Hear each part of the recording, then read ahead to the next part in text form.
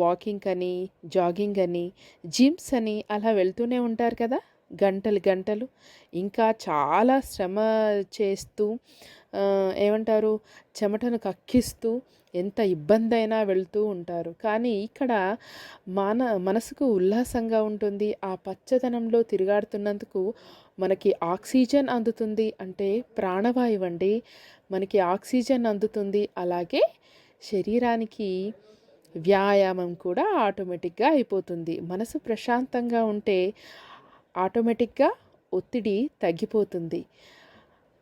ఆరోగ్యానికి అవసరమైన ఎంతో అవసరమైన ప్రాణవాయువునే మన చుట్టూతా పెట్టుకుంటే ఇక ఆరోగ్యం సగం అందినట్టే కదా!